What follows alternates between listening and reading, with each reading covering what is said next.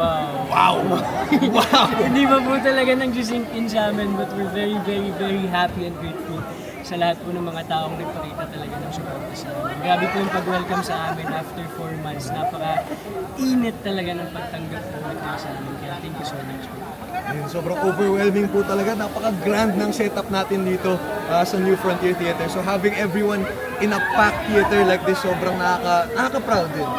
Na umabot tayo sa point na to, na makaka-receive tayo ng mas marami pang support than before. And I'm so happy to be sharing the stage with my brother here.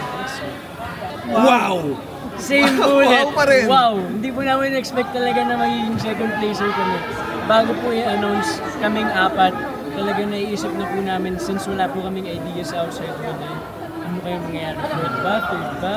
O may chance ba maging big winner? Ganun po talaga yung mindset namin. Pero nung nandun na po kami sa punto ng journey namin sa PBB, kumbaga whatever happens, sobrang grateful po talaga kami sa lahat ng pinakita ng pagmamahal at support. And I guess now we can say na nagbunga talaga lahat ng hard work, lahat ng risks, lahat ng struggles na tinake namin dito sa PBB Collab. And I'm so happy na, yun nga, naka-second place pa kami dito. All of it is worth it. I think this is, I can say talaga na worth it lahat ng hirap na pinagdaanan dito. Kaya gusto lang po namin magpasalamat sa inyong pagmamahal at support na ibinigay po sa amin simula day one. Grabe po yung inilaban niyo para sa amin. Maraming salamat din po sa pagtanggap, sa kung sino po kami. Dahil first time ko po may pakita talaga yung personality ko po sa pagbabago.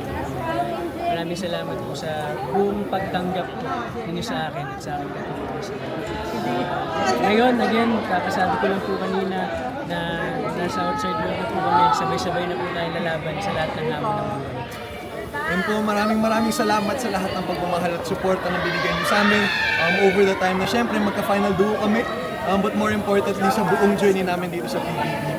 Alam ko po sumubaybay kayo, hindi niyo kami binitawan. And I really appreciate all the efforts you did to make us feel your love. Kung sino man yung mga sumisigaw sa labas ng bahay ng pangalan namin, we love you guys. And ayun, the real battle starts now.